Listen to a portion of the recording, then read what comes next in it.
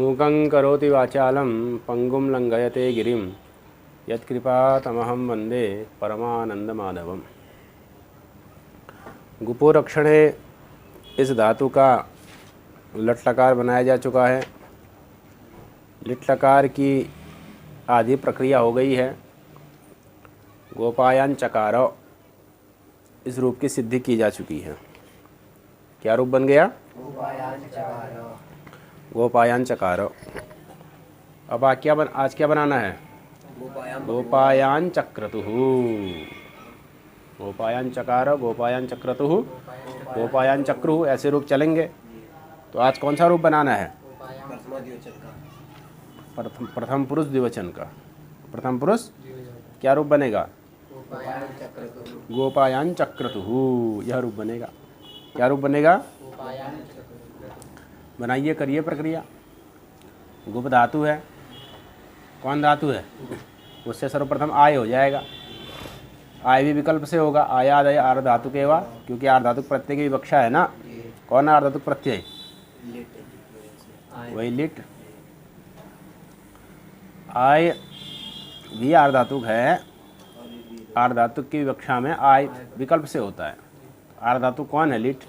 Lit में प्रथम पुरुष द्विवचन का अतुस। अतुस आर्ध धातुक है ना, लिट चा से उसकी आर्ध धातुक संज्ञा है। उस अतुस रूप आर्ध धातुक की विवक्षा में आय विकल्प से होगा। तो जब आय होगा उस पक्ष के रूप बनाए जा रहे हैं।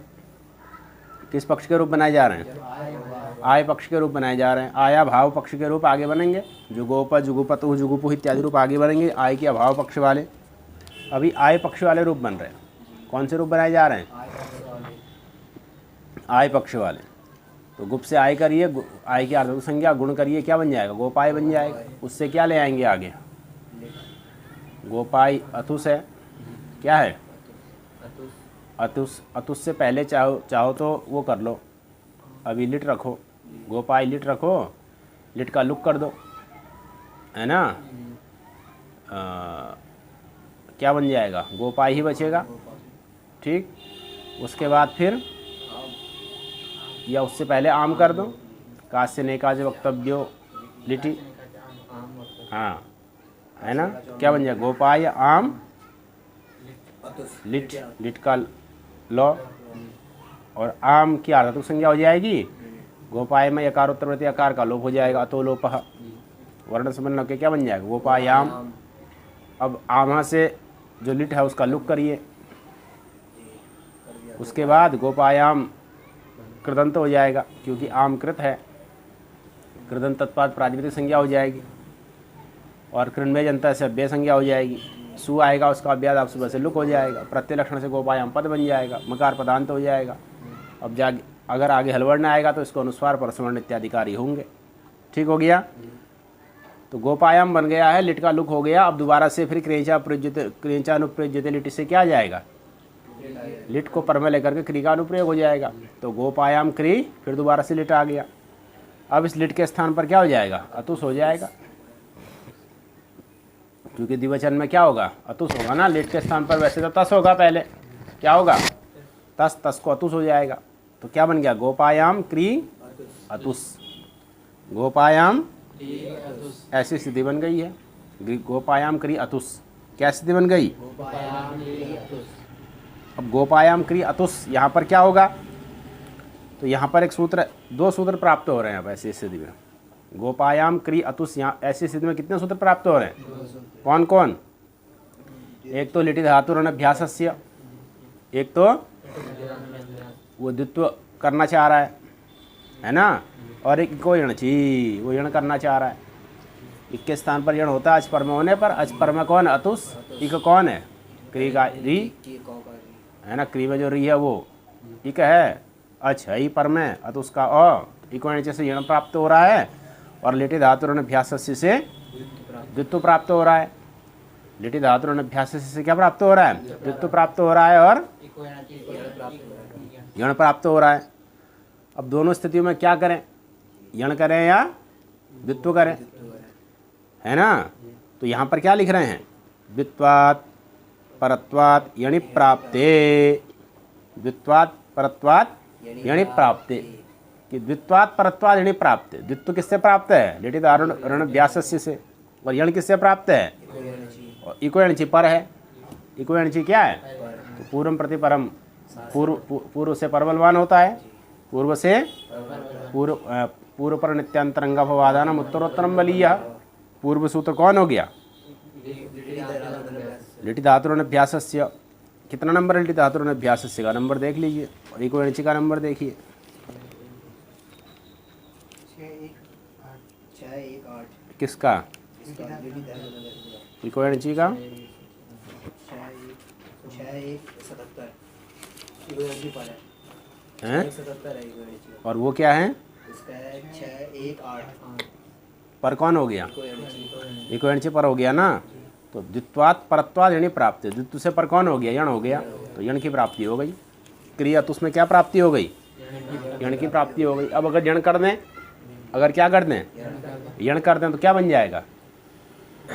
कर अतुस बन जाएगा। कर री में, क्री में जो री है, री को क्या होगा? र होगा। और क्यों होगा? र होगा ना। अरे अर तो तब होता ना जब री के स्थान पर अ ई उ आता। उहु अण रपरह। री के स्थान पर अगर अण आता, अण में अ ई उ तो आएंगे, ई थोड़ी आएगा। अण में अ ई उ आएंगे ना। री कहाँ आएगा? यहाँ तो री के स्थान पर क्या हो रहा है? र हो रहा है। तो री के स्थान पर अ ई उ होगा, तब वो रपर होकर के आएगा। यहाँ री के स्थान पर क्या आ रहा है? र आ रहा है। तो र थोड़ी रपर होगा, अण रपर होता है। अण थोड़ी हो रहा है री के स्थान पर। रपर का कोई प्रसंग नहीं है। री के स्थान पर क्या है? र। तो क्या बनेगा? कर अतुस। अब लिटि धातुरनभ्यास से नहीं लग पाएगा। क्यों? क्योंकि उसको क्या चाहिए? हलाजी धातु का है ना। एक आज कहाँ पर है? कर। अच्छा है ही नहीं उसमें। अब कर, यहाँ पर क भी हल है, र भी हल है, तो अच्छ है ही नहीं, तो द्वित्व कैसे करेगा? समझ में आ गई बात? द्वित्व नहीं कर पाएगा लिटि धातुरनभ्यास से। अब अगर पहले यण कर देंगे तो क्या बन जाएगा? क्री का कर बन जाएगा। और अगर यण नहीं करेंगे तो क्री रहेगा, तब तो एक आच मिल जाएगा, तब तो द्वित्व कर देगा। अगर द्वित्व नहीं करते हैं तब क्या होता है? क्री रहता है। यण नहीं करते हैं तो क्या रहता है? तब तो द्वित्व कर देगा। अगर पहले यण कर देंगे तो क्या बन जाएगा? वो क्र बन जाएगा ना। एक बार क्र क र। अब उसमें अच है ही नहीं, एक आच है ही नहीं, द्वित्व कैसे करेगा? नहीं कर पाएगा ना।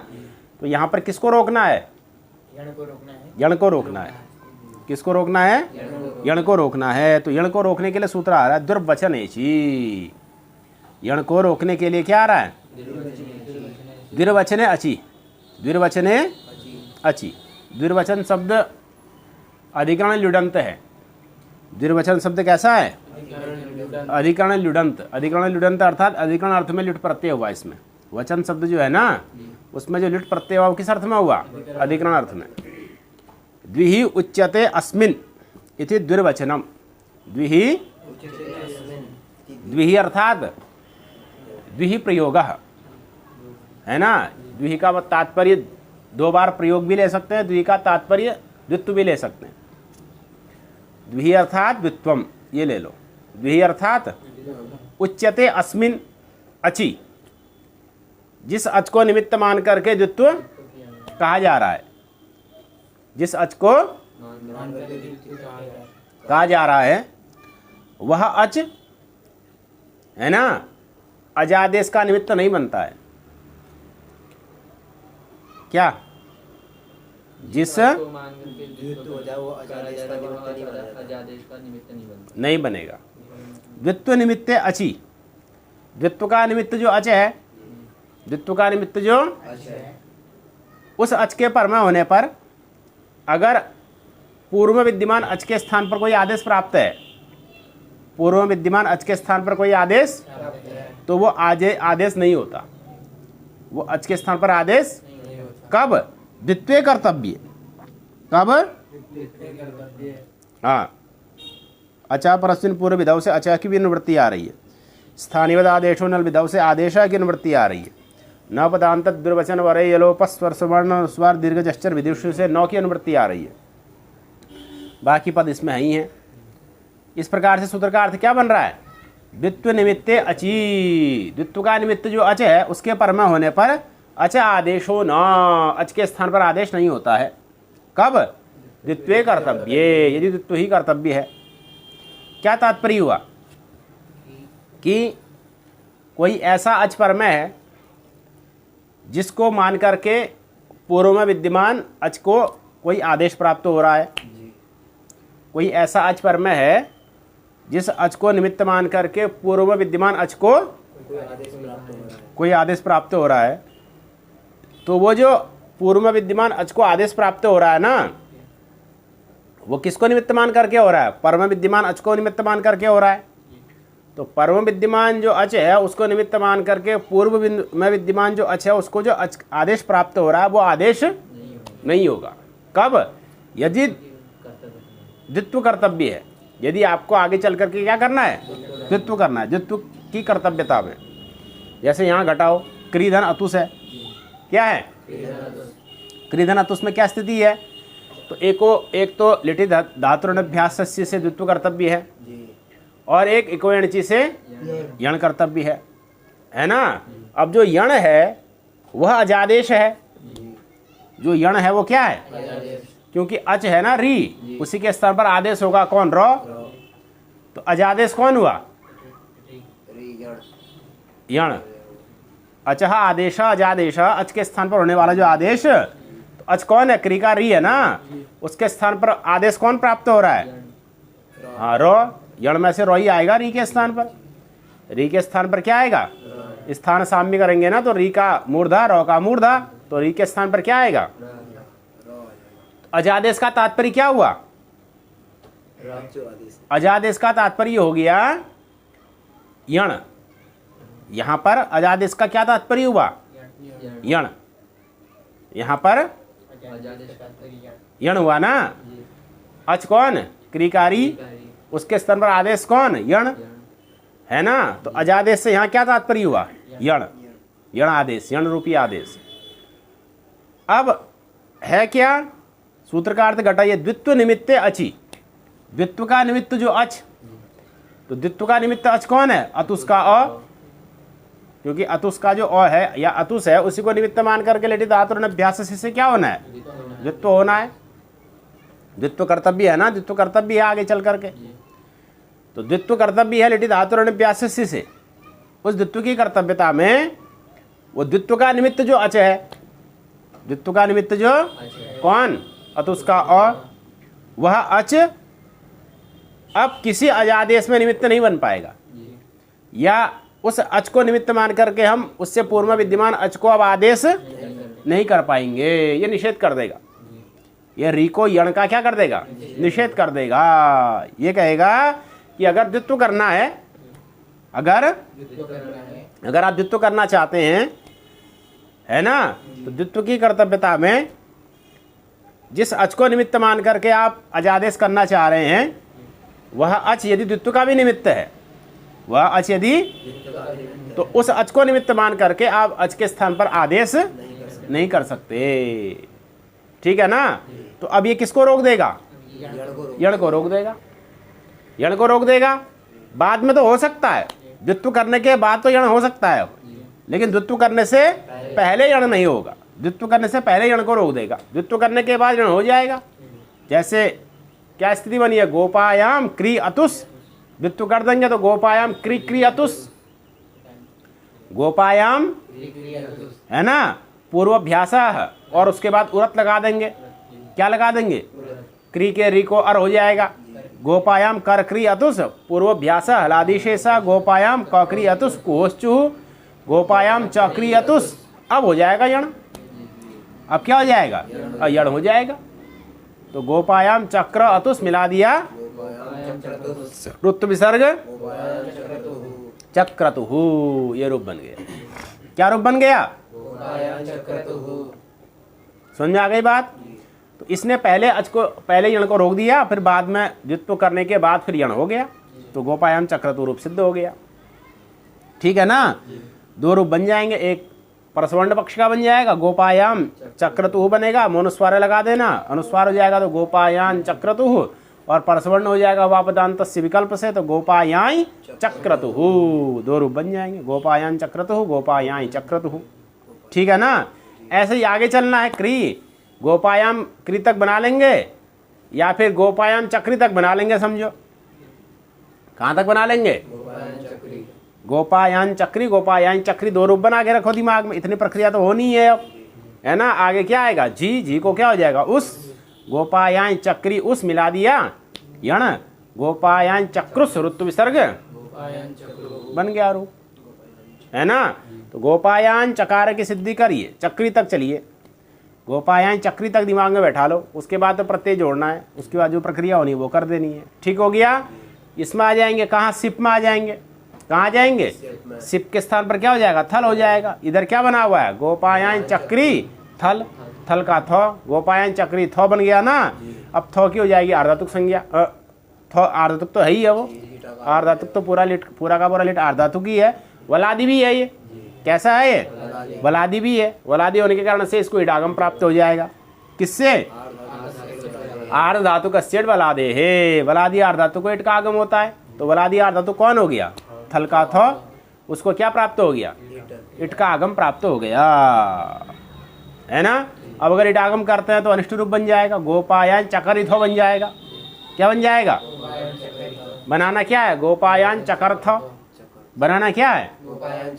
अब इट को रोकना जरूरी है, अन्यथा क्या बन जाएगा, बभू विथा की तरह यहाँ पर भी क्या बनने लगेगा, विथा में वो में ई है ना, तो यहाँ भी रॉ में क्या आने लगेगा, ई आने लगेगा। यण होने के बाद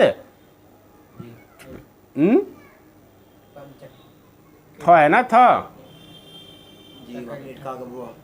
गोपायन चक्री थ बनाओगे, इडागम हो जाएगा तो क्या बन जाएगा, गोपायन चक्र ई था। अब यण तो आ जाएगा ना, चक्री था, क्या बन जाएगा, ये बन जाएगा, अनिष्ट रूप बन जाएगा, है ना। उसको रोकना है, इट को रोकना है, कुल मिलाकर के क्या रोकना है, किसको रोकना है, इट को रोकना है, इट को नहीं होने देना। तो उसके लिए सूत्र आ रहा है एकाच उपदेशेनुदात्तात्, इट को रोकता है, इट का निषेध करता है ना। तो एकाच उपदेशेनुदात्तात् यह सूत्र है, ये बड़ा महत्वपूर्ण सूत्र है। एकाच उपदेशे अनुदात्तात्, एकाच पंचम्यंत है, पंचमी व्यक्ति के एक वचन का है, उपदेशे सप्तम्यंत है, अनुदात्तात् पंचम्यंत है, 3 पद का सूत्र है। एकाच कहाँ का है, पंचमी व्यक्ति एक वचन, उपदेशे अनुदात्तात्, ठीक है ना। अब इसमें उपदेशे पद आया, क्या पद आया, इस उपदेशे पद का संबंध एकाचा के साथ भी है और अनुदात्तात् के साथ भी है। यह जो उपदेशे पद आया, इस उपदेशे पद का संबंध एकाचा के साथ भी है, अनुदात्तात् के साथ भी है। देहली दीपक न्यायन, क्या न्याय है, देहली दीपक न्यायन, देहली में रखा हुआ दीपक जैसे घर के अंदर और बाहर दोनों तरफ प्रकाश करता है कि नहीं, ऐसे यहाँ पर ये उपदेशे जो है ये एकाच में भी जुड़ेगा और अनुदात्तात् में भी जुड़ेगा। उपदेशे कहाँ जुड़ेगा, एकाच में भी जुड़ेगा और अनुदात्तात् में भी जुड़ेगा। ठीक हो गया। कर क्या रहा है ये, इट का निषेध कर रहा है। क्या कर रहा है, अब क्या अर्थ बनेगा, उपदेशे यो धातु एकाच, उपदेशावस्था में जो दो धातु कैसा है, एकाच है, एक अच वाला है। उपदेशावस्था में जो धातु कैसा है, अनुदात्तश्च, और अनुदात्त है। उपदेशावस्था में जो धातु कैसा है, एकाच है और अनुदात्त है। ततः उसके बाद में आर्ध धातुकस्य इट न, उसके बाद में अगर आर्ध धातुक प्रत्यय होगा तो उसको इट का आगम नहीं होगा। ठीक हो गया कि नहीं। क्या अर्थ है, उपदेशावस्था में जो धातु कैसा है, एकाच है, ठीक है ना, और क्या है, हाँ अनुदात्त है, ठीक है ना। उसको क्या होगा, इट का निषेध हो जाएगा, इट नहीं होगा। अब यहाँ घटाओ, उपदेशावस्था में यहाँ धातु कौन है, धातु गुपुरक्षण है। उपदेशावस्था में एकाच है कि अनेकाच है, अनेकाच है। गुपू दो अच है कि नहीं, गु में उ पू में उ, लेकिन ये एकाच ही है। क्यों? अनुबंध विनिर्मुक्त पदार्थ से वो उपस्थिति है कि नहीं। अनुबंध विनिर्मुक्त पदार्थ को ही माना जाता है ना संज्ञा योग्यत्व अनुबंधत्व। अनुबंध हटाने के बाद देखो, अगर वो एक अच वाला है तब एकाच है, अगर एक अच वाला नहीं है तो अनेकाच है, दो अच वाला है तो अनेकाच है ना। इत संज्ञा योग्यत्वम इत संज्ञकत्वम व अनुबंधत्वम। ठीक हो गया। तो एकाच और अनेकाच का निर्धारण कैसे करोगे? अनुबंध को हटा कर हटाने के बाद ही करेंगे, ठीक है ना। तो अब यहाँ पर गुपू में ओ निकल जाएगा तो क्या बचेगा? एकाच गुप बचेगा। तो गुप क्या हो गया? एकाच एकाच हो गया। गुप क्या हो गया? एकाच एकाच हो गया। उपदेशे यह धातु एकाच घट गया। गुप इति धातु उपदेशे एकाच वर्तते। एक अच यस्मिन् धातौ स धातु एकाच। एक अच है जिस धातु में, वह धातु क्या कहलाता है? एकाच कहलाता है। तो गुप धातु क्या हो गया? एकाच हो गया। तो उपदेशे यह एकाच, उपदेशावस्था में एकाच कौन हो गया? गुप हो गया। अनुदात्तश्च, और अनुदात्त भी होना चाहिए। क्या होना चाहिए? मतलब उसमें जो अच है वो कैसा होना चाहिए? अनुदात्त होना चाहिए, है ना। तो वो अनुदात्त भी है। कैसा है वो? अनुदात्त भी है। अब अनुदात्त है उसमें कोई चिन्ह तो है नहीं। अनुदात्त का चिन्ह क्या होता है? नीचे एक लकीर होती है ना। भाषा में वो तो स्पष्ट नहीं है। तो वो पहले तो बताते हैं कि भाषा लोक में भी स्वर का चिन्ह होता था, अब वेदों में दिखता है। तो जहाँ पर धातु का इसका प्रयोग आ रहा होगा वहाँ वेद में इसके नीचे अनुदात्त का चिन्ह होगा। ठीक है कि नहीं। तो जो धातु कैसा हो? एकाच हो, है ना। उसके बाद में अगर बलादी आर्धातुक आ जाएगा उसको इट का आगम, तो वो धातु ऐसा ही है। एकाच तो स्पष्ट ही है और अनुदात्त भी है वो, ठीक है ना। इसीलिए इसको इट का आगम नहीं होगा, है ना। तो अब जब इट का आगम नहीं होगा तो क्या बन जाएगा? चक्री थ, है ना। इट का आगम हुआ नहीं, इट आगम का निषेध हो गया ना। सार्वधातुक आर्धातुक का गुण हो जाएगा, क्योंकि आर्धातुक प्रत्यय तो आया ना थ। आर्धातुक प्रत्यय कौन है? थ। उसको मान करके चक्री को क्या हो जाएगा? री को गुण क्या होगा? और क्या बन जाएगा? गोपायान चकर थ जलतुंबिका न्याय न रेफस्य ऊर्ध्वगमनम। जलतुंबिका न्याय से रेफस्य ऊर्ध्वगमनम, रेफ ऊपर चला जाएगा। जैसे जल में तुंबिका डाल दो, सूखी भी लौकड़ी तुमड़ा, तो वो ऊपर ऊपर ही तैरता रहता है, वो नीचे डूबता नहीं है। ऐसे हलवर्ण अगर बाद में आता है तो जो रेफ है वो उसके ऊपर चले जाता है ना। हशश्चोपरि गच्छति, हश प्रत्याहार अगर आगे आ जाएगा तो वो उसके ऊपर चले जाएगा, है ना। तो रेफस्य त्रिविधा गति, क्या श्लोक है? हाँ, अचाम नहीं अचम अधोयाति हशश्चोपरि गच्छति अवसाने विसर्ग स्यात् रेफस्य त्रिविधा गति। ये रेफ की त्रिविधा गति होती है। अच को देख करके अधोयाति मतलब अच में तो संयुक्त हो जाता है, मिल जाता है ना जी। वो रॉ है अ है तो क्या हो जाएगा? वो मिल जाएगा, संयुक्त हो जाएगा। रॉ अ में मिल जाएगा, रॉ जो है अ में मिल जाएगा। और हशश्चोपरि गच्छति, हश प्रत्याहार का हल में भी सब जगह नहीं होता ना। हल प्रत्याहार में सब जगह थोड़ी होता है। रॉ के बाद में रॉ आएगा तो कहाँ जाएगा? ऊपर वो रोरी नहीं लगेगा, है ना। तो नहीं, हलश्चो नहीं है, हशश्चो है जहाँ तक है। हशश्चोपरि गच्छति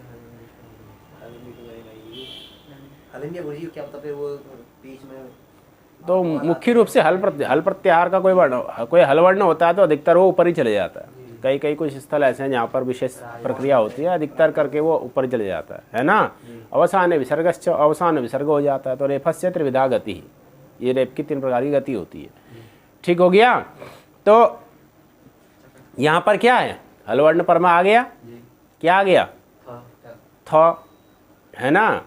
अब ये भी अगर हशी कहेंगे तो यहाँ तो नहीं हो पाएगा फिर, क्योंकि हस तो जबरदस्त में समाप्त हो गया है, था तो यहाँ आ गया, है ना। तो हल भी कह सकते हैं, हलस्योपरि गच्छति, हलस्योपरि गच्छति, है ना। हल प्रत्याहार का वर्ण अगर कोई परमा आता है तो वो कहाँ चले जाता है? ऊपर चले जाता है। तो थ आ गया हल प्रत्याहार का वर्ण, तो ऊपर चले गया, तो क्या बन गया? बन गया गोपायन चकर्थ, ये रूप बन गया ना। तो कुल मिला के सारांश क्या हुआ? ईट का आगम नहीं होता। सारांश ये हुआ कि ऐसा धातु जो क्या है, एकाच उपदेशावस्था में एकाच है और अनुदात्त है, अनुदात्त है, उसको ईट ईट का आगम नहीं होता। वलादि आर्धातुक के पर में होने पर उसको ईट का आगम नहीं होता, है ना। तो अब कहने का तात्पर्य क्या है? तो उपदेशयो धातु एकाच अनुदात्तश्च, एकाच और अनुदात्त हो, उसको क्या होता है? ईट का आगम नहीं होता। ठीक है।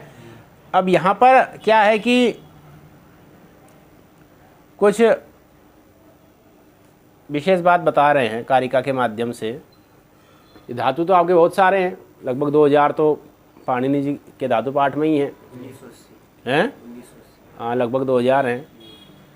तो ये कैसे जानेंगे कौन धातु सेठ है और कौन धातु अनिट है? जिन धातुओं में ईडागम होता है वो धातु सेठ हुए, जिन धातुओं में ईडागम होता है मतलब आर्धातु का सिर्फ अलादे से क्या होता है, ईट का आगम होता है, वो धातु क्या हुए, सेठ हुए। और जिन धातुओं में ईट का आगम नहीं होता, वो धातु क्या हुए, अनिट हुए, है ना। इटा सह वर्तते यह सह सेठ अविद्यमान है इट यस्मिन धातौ असौ धातु अनिट,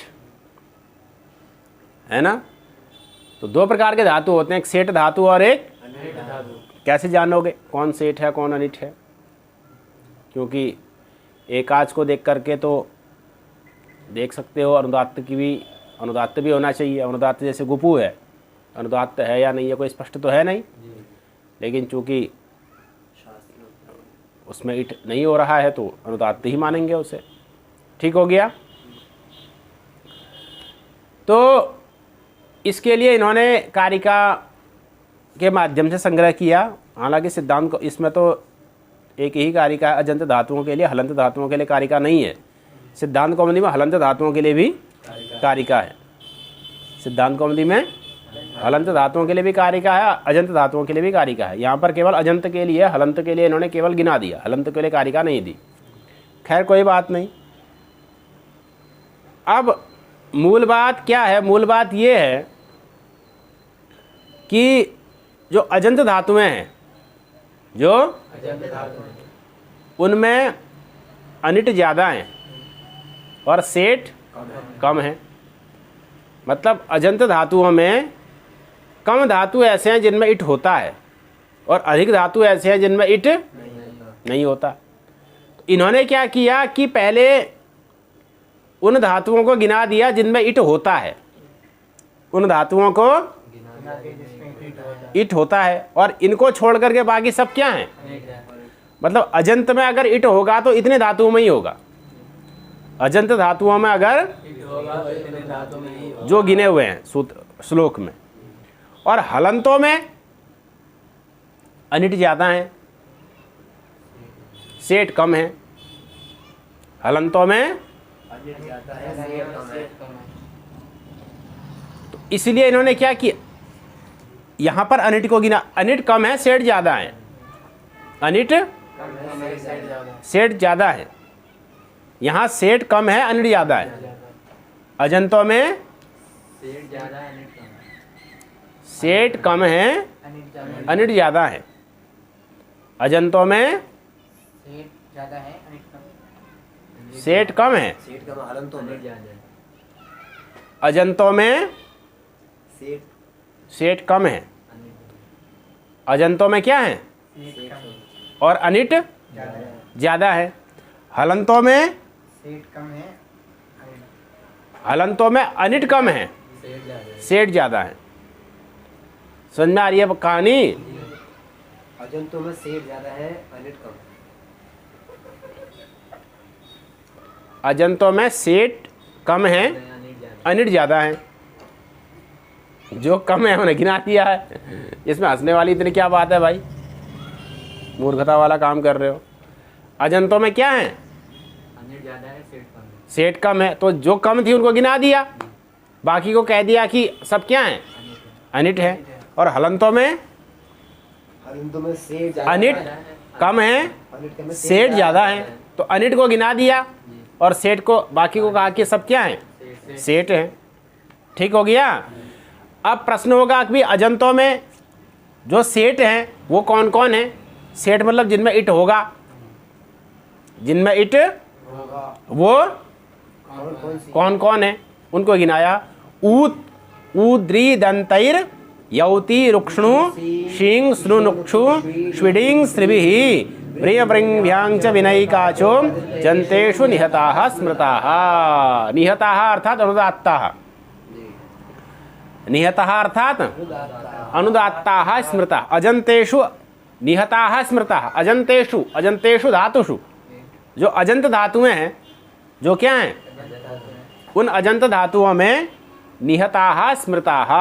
निहत अर्थात अनुदात्त, निहत अर्थात ये धातु में अनुदात्त हैं। अनुदात्त हैं तो उनमें क्या होगा, इट का आगम नहीं होगा, इट का आगम नहीं होगा, है कि नहीं है। जो अनुदात्त होंगे उनमें इट आगम नहीं होगा ना जी। जो अनुदात्त नहीं होंगे, जो उदात्त होंगे, जैसे भू धातु है वो उदात्त है, भू धातु है ना। ऊत दीर्घ उ आया कि नहीं आया, दीर्घ उ आ गया ऊत, तो भू में ऊ है, तो भू क्या है, उदात्त है, इसलिए वो सेठ है।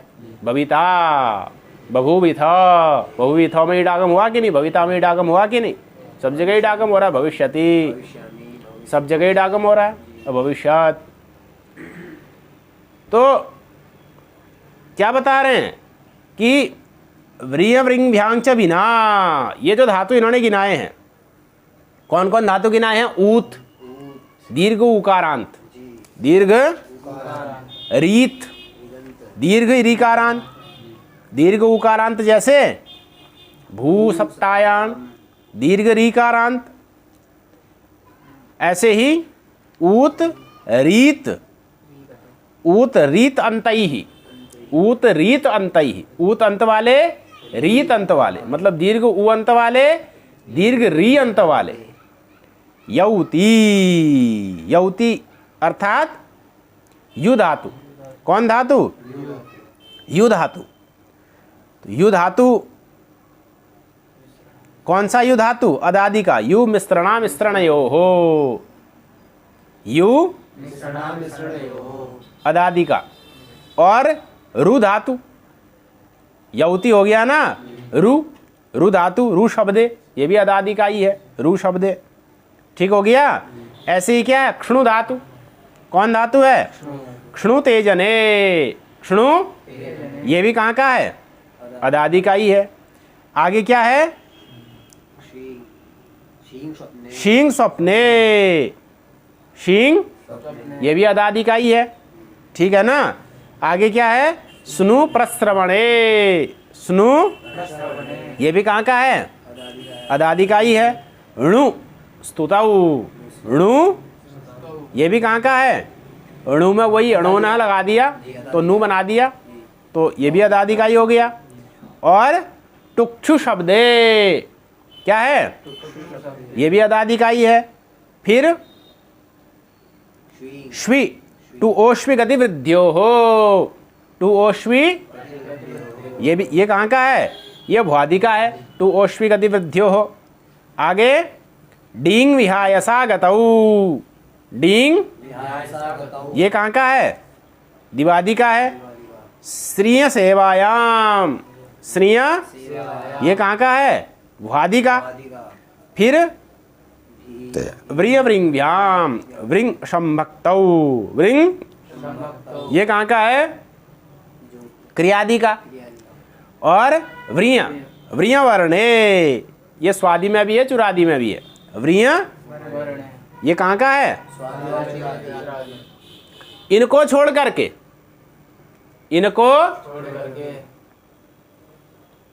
इनको छोड़ करके व्रिय वृंभ्यांग च विना, इनको छोड़ दो, इतने धातुओं को इनको छोड़ करके एक आचह, जो एक अच वाले हैं, जो वो क्या है? निहताः स्मृताः, अनुदात्त हैं। मतलब इनको छोड़ करके जो अन्य अजंत बचेंगे वो सब क्या हो जाएंगे? अनुदात्त हो जाएंगे। वो सब क्या हो जाएंगे? अनुदात्त हो जाएंगे, अर्थात अनिट हो जाएंगे। इट का आगम नहीं होगा ना, क्योंकि एकाच उपदेश अनुदात्त लग जाएगा, क्योंकि वो कहाँ लगेगा? वो अनुदात्त में लगेगा। एकाच उपदेश अनुदात्त कहाँ लगेगा? अनुदात्त में लगेगा। तो इतने धातुओं को छोड़िए, कितने धातु हुए ये? दीर्घ उकारांत, दीर्घ रीकारांत, यू है ना, यू रु क्षणु शिंग स्नु स्नु नु क्षु स्वी डिंग श्री व्रिय व्रिय, इतने धातुओं को छोड़ दो। इनको छोड़ करके जो इनसे अतिरिक्त अजंत धातु बचेंगे वो सब कैसे हैं? अनुदात्त हैं। मतलब उनमें इट का आगम, तो वो क्या होगा? जिसमें इट का आगम नहीं होगा वो क्या हो गए? ये क्या हो गए? सेठ हो गए। ये धातु सेठ हो गए। मतलब ये जो कारिका में जितने धातु गिनाए हैं इनमें इट होगा। कारिका में जितने धातु गिनाए हैं, तो कहने का तात्पर्य ये हुआ कि अगर आपके दिमाग में इतने धातु बैठ गए, दीर्घ उकारांत, दीर्घ ऋकारांत हैं, यू रु क्षणु शिंग स्नु णु टुक्षु टुष्वी लिंग स्त्रिय व्रिय व्रिंग व्रिय, इतने धातु अगर आपके दिमाग में हैं, तो इनको छोड़ करके जितने भी अजंत धातु होंगे वो सब किस कोटि में आ जाएंगे? फिर आपको अजंत धातु में कौन सेठ है कौन अनिट है इसमें फिर समस्या नहीं होगी। नहीं तो फिर आदमी बड़ी बड़ी समस्या हो जाती है। इसमें धातु सेठ है या धातु अनिट है, इसको पहचानने में क्या हो जाती है? बहुत समस्या हो जाती है। इसके लिए उपाय निकाल दिया कि इतने धातुओं को दिमाग में रखिए। ये कारिका में जितने धातु आ गए, उद्री दंतर यौति रुक्षुष हैं, सुनो नुक्षु स्विडिंग श्रीभिः व्रिय व्रिंग च विनय काचो जंतेषु निहता स्मृता। इस कारिका में जो धातु आ गए हैं अजंत, वो तो सेठ है, इनमें तो इट होता है।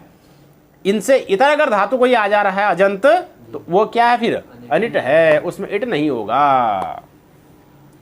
तो तात्पर्य क्या निकला? जो अजंत धातुएं हैं, जो उनमें सेठ कम है, उनमें अनिट, इसलिए सेठ गिना दिए, कम वाले गिना दिए। कह दिया कि इतने ही धातु जो हैं ये इट वाले हैं, बाकी जो धातु हैं वो सब कैसे हैं? अनिट हैं। उनमें क्या होगा? इट का आगम नहीं होगा। तो अब आपको कम वाले दिमाग में रखने है ना, उनको दिमाग में रख लो, उनमें इट कर दो, बाकी अजंतों में सब क्या हो जाएंगे? अनिट हो जाएंगे। उनमें इट आगम नहीं करना है। ठीक है। अब हलंतों में क्या करोगे? तो हलंतों में अनिट कम है, हलंतों में, अजंतों में तो सेठ कम है, अजंतों में तो इसलिए सेठ गिना दिए, इट वाले गिना दिए। हलंतों में अनिट कम है और सेठ ज्यादा है, इसलिए अब अनिट को गिना देंगे। जो 103 धातुएं हैं ना, धात क्या लिखा है? अनुदात्ता हलंतेषु धातवस्त्र्यधिकं शतम्, अनुदात्ता हलंतेषु धातवस्त्र्यधिकं शतम्, कि हलंत धातुओं में जो अनुदात्त धातु में हैं वो कितने हैं? त्र्यधिकम शतम, 3 से अधिक 100, 3 से अधिक 100, मतलब 103। हलंत धातुओं में 103 धातु अनुदात्त है। तो अनुदात्त है मतलब अनिट है, अनुदात्त है अर्थात अनिट है। तो हलंत धातु तो बहुत है ना जी, टोटल 2000 अगर धातु पाठ में मानते हो, तो अजंत में कितने आ रखे हैं? बहुत कम आ रखे हैं, 15-20। दीर्घ उकारांत में अगर कुछ होंगे, दीर्घ ऋकारांत में कुछ होंगे, तो मोटा मोटा 20-25 के अंतर्गत वो अजंत आ जाएंगे। हलंत बचे फिर बाकी तो सारे के सारे लगभग 1900 1950 धातु क्या बन गए? 1950 भी क्या, पौने 2000 लगभग है ना। 1980 90 70 तक भी मान लो, 70-80 के लगभग क्या बचे? हलंत बचे। 20-25 से तो अजंत आ रहे हैं। दीर्घ उकारांत में अब कितने हैं मुझे भी ध्यान नहीं है, देखा नहीं है। और दीर्घ ऋकारांत में कितने हैं वो देख लो, मुश्किल से कितने निकल जाएंगे, थोड़े बहुत 10 दीर्घ उकारांत के मानो 10 दीर्घ ऋकारांत देख लेना। नहीं तो कल धातु पाठ में दीर्घ उकारांत में कितने आ रहे हैं, दीर्घ ऋकारांत में कितने आ रहे हैं, है ना। तो उतने निकालो तो मुश्किल से 20, 25, 30 में ये अजंत वाला झंझट खत्म हो जाएगा। बाकी सब क्या है, हलंत है। अब हलंत में कैसे छांटोगे, मान लिया 1980 धातु है, मान लेते हैं मोटा मोटा 1980 या 70 मान लेते हैं, 70 धातु कैसे हैं, हलंत है। अब उसमें देखना है कि भाई कौन अनिट है कौन सेठ है, ये भी तो एक झंझट है। तो कहा कि इसमें क्या बोलते हैं, अधिक क्या है, सेठ है। इसमें अधिक क्या है, अनिट क्या है, कम है, इसलिए अनिट गिना दिए। अनिट 103 ही है, कहने का तात्पर्य है हलंत धातुओं में 103 धातु ही अनिट है। हलंत धातुओं में 103 धातु ही अनिट है। अजंतों में लगभग, अजंतों में तो 20-25 को छोड़ करके बाकी सारे क्या हैं, अनिट है। बाकी सारे अनिट हैं। 20-25 को छोड़ करके बाकी सारे क्या हैं, अनिट है। 20-25 ही सेठ हैं, इट वाले हैं। हलंतों में 103 ही अनिट है, बाकी सब क्या है, सेठ है। इसलिए 103 को गिना दिया, मतलब जो अनिट है उनको गिना दिया, जो क्या है उनको गिना दिया, और कह दिया कि इनसे बाकी सब क्या है, सेठ है। बाकी सब में क्या कर दो, इट का आगम कर दो। अब इसमें भी कुछ झंझट है, जैसे जो धातु यहाँ गिनाए हैं उनमें कहीं कहीं विकल्प से इट हो जाता है। जैसे इसमें मकारांत आया ना, मकारांत, मानतेषु गम धातु आया, क्या धातु आया, मानतेषु गम आया कि नहीं। अब ये गम धातु क्या है, सेठ है कि अनिट है, इस कारिका के हिसाब से अनिट है। इस कारिका के हिसाब से गम धातु क्या है, ये अनिट है। लेकिन इसको गमे रिट परस्मैपदेषु गमिष्यति रूप बनता है, तो इट कैसे हो गया, जब अनिट है तो गमिष्यति कैसे बन गया, अहम गमिष्यामि, सह गमिष्यति, गमिष्यति गमिष्यता गमिष्यन्ति, प्रयोग बनता है कि नहीं बनते, इट हो गया कि नहीं वहाँ। तो उसके लिए विशेष सूत्र भी हैं, गमे रिट परस्मैपदेषु, कहीं कहीं विशेष सूत्रों से इट हो जाता है। धातु वैसे अनिट होगा, धातु वैसे क्या होगा, अगर इसी कारिका के हिसाब से चलोगे तो फिर कहीं फिर प्रश्न हो जाएगा, फिर इट कैसे हो गया भाई गमिष्यति में, जब भाई अनिट था तो इसमें इट कैसे हो रहा है। तो फिर वहाँ के लिए विशेष विशेष सूत्र भी हैं, वो विशेष विशेष सूत्र आकर के भी इट आगम कर देते हैं, ठीक है कि नहीं है। जैसे इसी में गुपु धातु अनिट तो हो गया, सेठ हो गया ना, गुपु धातु क्या हो गया, सेठ तो हो गया, लेकिन फिर इसको क्या हो रहा है, इट का निषेध हो रहा है। इसको क्या हो रहा है, इट का निषेध हो जा रहा है ना, इसको एक प्रकार से ये अनिट हो गया। जब इट का निषेध हो गया तो क्या हो गया, फिर सेठ कहाँ रहा, फिर तो अनिट हो गया। गुपु धातु को अजंत मानोगे कि हलंत मानोगे, हलंत में आएगा ना, ये गुपु धातु किस में आएगा, हलंत में आएगा। क्यों, विनिमुक्त है ना, तो गुप्त धातु किस में आ गया, हलंत में आ गया, है ना। अब इसको हलंत में आने के कारण से ये क्या है, सेठ मानोगे कि अनिट मानोगे, क्यों, एक ही अनुदात है, नहीं सेठ मानेंगे, हैं, सेठ मानेंगे, सेठ माने तो इट का आगम हो जाता है। कुप धातु सेठ है या अनिट है, कैसे निर्धारण करोगे, अनुदात है वो, तो अनिट हो गया, इट का आगम वही नहीं। सेठ धातु अगर वो इस कारिका में देखो, पकारांत की कारिका में आया हो कहीं, वो पांतेषु गुप नहीं आया ना, आप छिप छुप तप तिप तृप्य दृप्य लिप लुप वप शप स्वप श्रिपस त्रयोदशः, 13 ही धातु में क्या है यहाँ पर, अनिट है। तो गुप धातु क्या है, सेठ है। गुप धातु क्या है, तभी ना निषेध करना पड़ रहा है इट का। अगर सेठ अनिट ही होता वो, इट की तो प्राप्ति नहीं थी ना जी, वो क्या है, इसीलिए तो उसका इट प्राप्त हो रहा है, और उसका एकाचोपदेशनुदात्तात् से क्या हो रहा है, निषेध हो रहा है इट का, हो गया। लेकिन आगे चल कर के सूत्र आ रहा है, स्वरति सूति सूयति धूयोदितो वा, ये विकल्प से इट कर रहा है, ये जुगोपिथ जुगोप्थ, जिस पक्ष में आय नहीं होगा उस पक्ष में क्या हो रहा है, विकल्प से इट हो रहा है इसमें। अब आप क्या कहोगे, इसको सेठ कहोगे या अनिट कहोगे। तो ये है थोड़ा, ये तिंगंत में ये जो सेठ अनिट वाली जो समस्या रहती है, इस कारण से भी रहती है। कई धातु में लगेंगे आपको सेठ, है ना, फिर उनको इट का निषेध होगा, फिर इट का विकल्प भी हो जाएगा, जैसे गुप्त धातु में हो रहा है। कई धातु लगेंगे अनिट, अनिट कारिका में आएंगे, जैसे मांत में गम धातु आ गया, अनिट है, हैं गंता, गंतारो गंतारह, है ना, सब रूप बनते हैं इसके। बबीता में तो इड हुआ, गंता में इट नहीं हुआ, लेकिन फिर गमेरिट परस्मैपदेशु वो आकर के विकल्प सेट कर देता है। तो ये सब चीज़ें आपको थोड़ा ध्यान में रखनी पड़ेंगी, ये अंतर आपको दिमाग में रखने पड़ेंगे। मोटा मोटा क्या समझना है, मोटा मोटा ये समझना है कि अजंत धातुओं में केवल सूत्र में जो श्लोक में गिनाए जो धातु हैं वही सेट हैं, उनमें ईट होगा, उससे भिन्न जितने हैं उनमें ईट।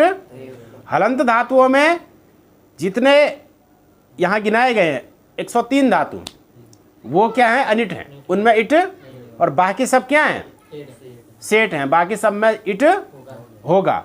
लेकिन उनमें भी क्या है, इट हो रहा है, और अगर कहीं निषेध हो रहा है या कहीं विकल्प से हो रहा है तो वो भी ध्यान रखना पड़ेगा। जैसे गुप धातु है तो सेट क्या है, सेट है, लेकिन सेट होने पर भी क्या हो जा रहा है, उसको इत का निषेध होकर के फिर वो क्या हो जा रहा है, उसको विकल्प से एक जगह हो भी जा रहा है। तो ये सारी चीज़ें भी ध्यान में रखनी पड़ेंगी। तो अब हमने अजंत धातुओं का तो परिगणन कर दिया, अब हलंत धातुएं बतानी है।